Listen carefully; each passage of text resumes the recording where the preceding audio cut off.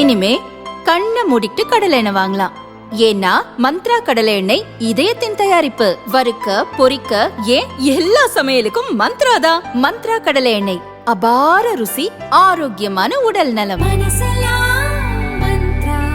தேனியைச் சேர்ந்த 13 வயது சிறுமிக்கு சுவாசிப்பதில் சிரமம் மற்றும் வளர்ச்சி குறைபாடு இருந்துள்ளது.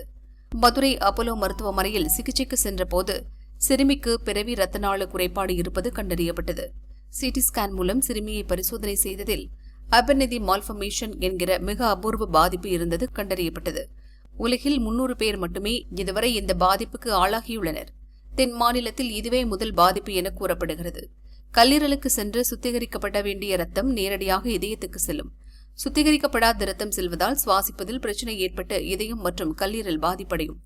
சிறுமிக்கு முன்பிருந்தே பாதிப்பு இருப்பது தெரிய வந்ததால் மருத்துவர்கள் உடனடி அறுவை சிகிச்சைக்கு ஏற்பாடு செய்தனர். மிக நுணுக்கமான அறுவை சிகிச்சை மூலம் ரத்த நாளங்களை தடுத்து சீராக ரத்தம் செல்ல வைத்து சிறுமியை காப்பாற்றினர். சிகிச்சை முடிந்து 3 நாட்களில் வீடு திரும்பி சிறுமி நலமாக உள்ளார். டாக்டர் மதுசூதன், எங்கள் 2 பேருமே அப்போலோ ஹாஸ்பிட்டல் மதுரையிலிருந்து குடல், கல்லீரல் மற்றும் கணைய அறுவை சிகிச்சை டாக்டர்ஸ். இப்போ இன்னைக்கு நம்ம தேனியில் ஒரு ரேர் பேஷண்ட்டுக்கு ட்ரீட்மெண்ட் பண்ணியிருக்கோம் சக்ஸஸ்ஃபுல்லாக மதுரையில். அதை பற்றி பேசுகிறதுக்கு அந்த ப்ரெஸ் மீட்டு. அது வந்து ஒரு 13 வயசு பாப்பா சார் டாக்டர் வெங்கடேஷ் அவங்க கிளினிக்கில் காயத்ரி மெடிக்கல் சென்டரில் பார்த்து கண்டுபிடிச்சு நம்மளை கான்டாக்ட் பண்ணது. இந்த குழந்தைக்கு வந்து பிறவையிலேயே கல்லீரலுக்கும் இதயத்துக்கும் ஒரு அப்நார்மல் கனெக்ஷன் இருக்குது. அதனால குழந்தையின் வளர்ப்பு அவங்களுடைய growth டெவலப்மெண்ட் எல்லாமே அஃபெக்ட் ஆகிருக்குது. இதை வந்து சார் பார்த்து எங்களை கான்டாக்ட் பண்ணி நாங்கள் அதை டயக்னோஸ் பண்ணி சக்ஸஸ்ஃபுல்லாக ஆப்ரேஷன் மூலமாக அந்த அப்நார்மல் கனெக்ஷனை பிளாக் பண்ணியிருக்கிறோம். அதுக்கு முன்னாடி பண்ண ஸ்கேனு, பின்னாடி பண்ண ஸ்கேனு, பிளட் டெஸ்ட்டு, இது எல்லாமே சக்ஸஸ்ஃபுல்லாக ஆகிருக்கிறது கன்ஃபார்ம் பண்ணியிருக்கிறோம். இப்போ அந்த பாப்பா வந்து 1 மந்த் ஆகுது, ரிகவர் ஆகி நல்லா நார்மலாக இருக்குது. இப்போ இது வந்து நம்ம மண்டே உங்கள் காயத்ரி மெடிக்கல் சென்டருக்கு இங்கே விசிட் வர்றோம்.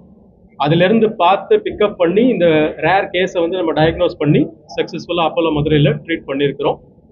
இது மாதிரி இன்னும் நிறைய ரேர் கேசஸோ, குடல் சம்மந்தப்பட்டது, ஈரல் சம்மந்தப்பட்டது, சிரோசிஸ், கேன்சர்ஸ், இதுக்குண்டான ட்ரீட்மெண்ட்டும் நம்ம வந்து தேனி மற்ற ஊர்களில் இருக்கிற சின்ன ஊர்களில் கூட நம்ம டயக்னோஸ் பண்ணி மதுரையில் சக்ஸஸ்ஃபுல்லாக ட்ரீட் பண்ண முடியும். அதுக்கு ஒரு டீமாக ஹாஸ்பிட்டல் சப்போர்ட்டு, டாக்டர்ஸ் டீமு எல்லாமே வந்து டீமாக இதை வந்து சக்ஸஸ்ஃபுல்லாக பண்ணிகிட்டு இருக்கோம்.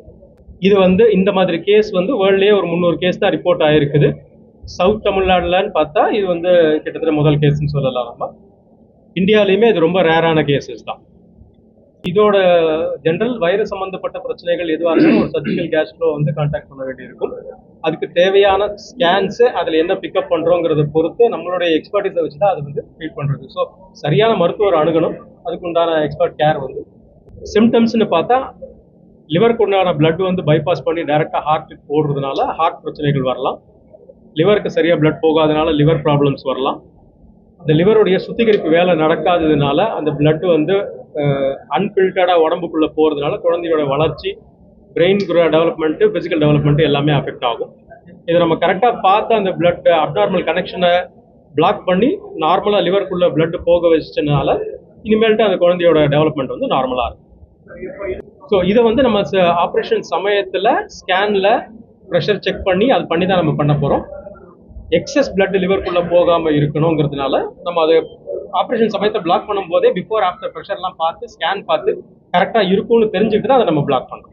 ரொம்ப ரேர் கேசஸ் அப்படிங்கிறதுனால 1 or 2 கேஸ் ரிப்போர்ட்டாக தான் ரிப்போர்ட் ஆகிருக்குது. அதனால் நம்ம சக்ஸஸ் இதுங்கிறத நம்ம சொல்கிறதே கஷ்டம். டேட் ஆகிடும்.